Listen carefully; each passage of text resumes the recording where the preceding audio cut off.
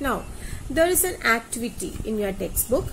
In your NCERT textbook, it is in page number 196. Okay, so you must study that activity. You must also study to draw this experimental setup.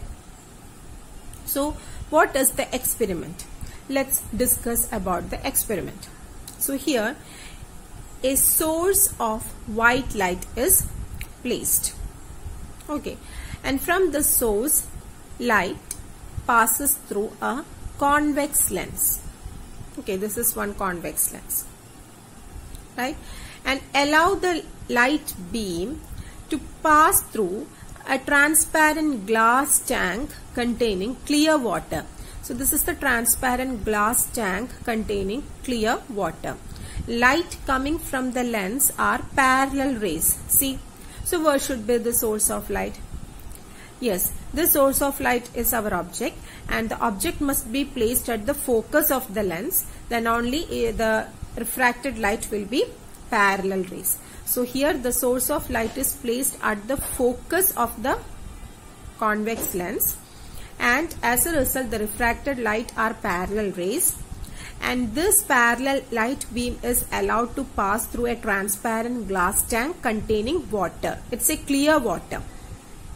Okay, then allow the light beam to pass through a circular hole made in the cardboard. So this is the cardboard, and at the center of the cardboard a circular hole is made.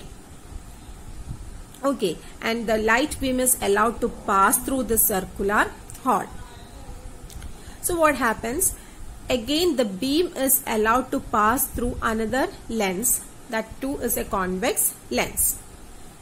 Okay, and since parallel beams are incident on the convex lens, the refracted light will converge to a single point, and that will be on the focus. That is the rule.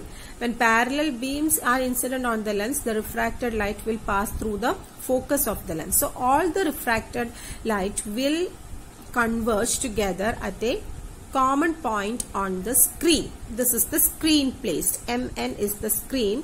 It can be a white wall, or it can be a white paper or white cloth, something like that. It acts like a screen. Then all the refracted rays converge to a single point on the screen, and at that point you will get the image of this hole. Image of this hole, of the circular hole on the cardboard. Okay, so obtain a sharp image of the circular hole on the screen with the help of this converging lens or convex lens. Now dissolve some 200 gram of sodium thiosulfate or hypo solution in this clear water taken in the tank. Okay, so dissolve some sodium thiosulfate in this clear water taken in the tank. Add some drops of concentrated sulfuric acid to this water too.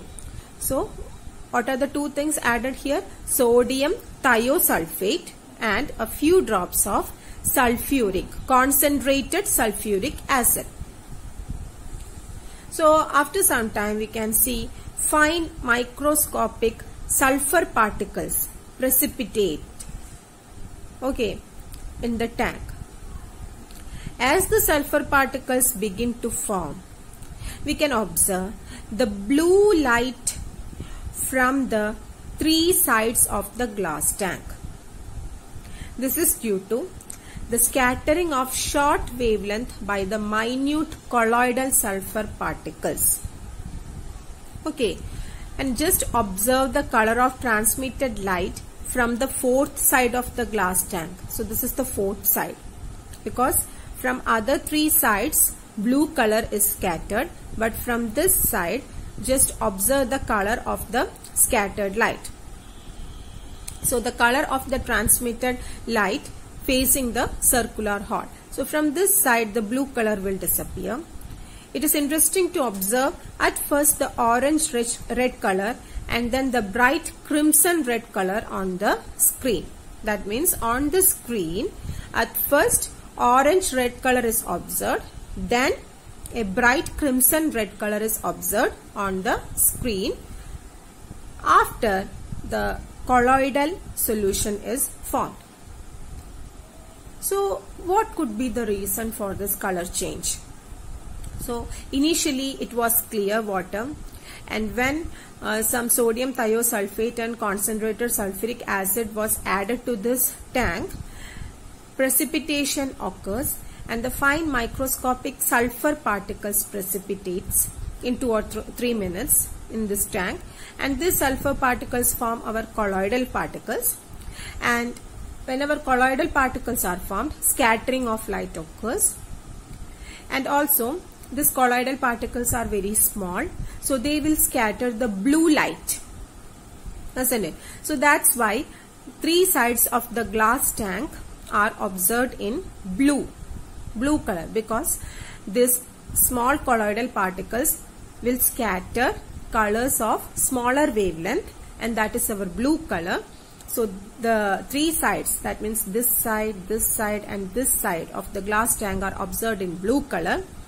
But at the same time, the light passing from the 4th side facing the hall, as the light passes through the hall, and by the time the light reach here, what happens? All the smaller wavelength colors will be scattered off, and only the larger wavelength colors will be present in the light finally reaching the screen, and which forms the larger wavelength colors, red, orange, etc.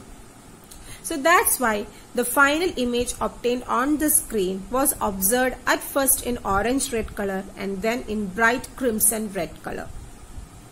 Okay, so this activity demonstrates the scattering of light that helps you to understand the bluish color of the sky and the reddish appearance of the sun at the time of sunrise or sunset.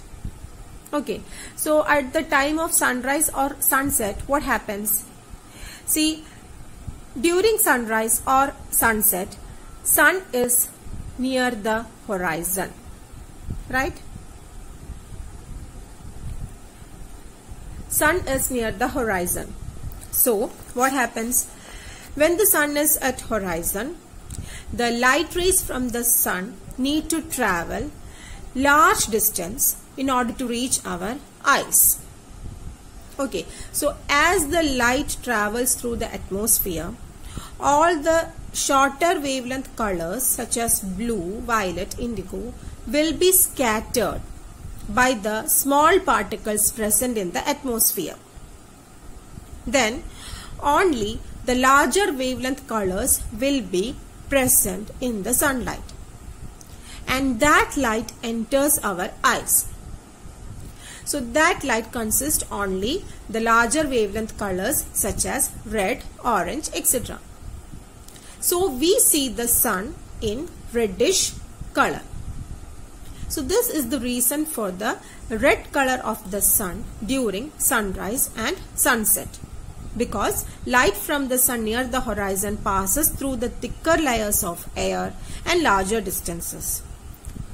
So in the Earth's atmosphere, before reaching our eyes, only larger wavelength colors will be present. Okay. At sunrise, the sun is located near the horizon, hence the light has to travel a long distance through the Earth's atmosphere.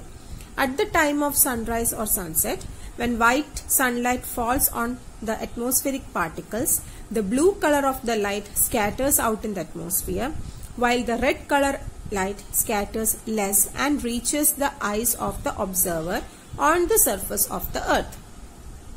Hence, when this less scattered red light reaches eyes of the observer, the sun and its surroundings appear reddish. And at noon, what happens? The sun appears white. Why? Because only a little of the blue and violet colors are scattered. Because at noon, the sun is exactly above our head. So the sunlight need to travel only a very small distance. So only a little of the blue and violet colors are scattered, and the sun appears white. But near the horizon, most of the blue light and shorter wavelength are scattered away by the particles. Therefore, the light that reaches our eyes is of longer wavelengths. This gives rise to the reddish appearance of the sun. This is very important concept and very important question for your boards too. Why does the sky appear as clear blue, and what is the cause of the red color of sun during sunrise and sunset? Okay. So children, with this I am concluding my session, and also I am concluding this chapter. Notes of the chapter and YouTube video have been uploaded. Please go through it. We will meet in the next session with a new chapter.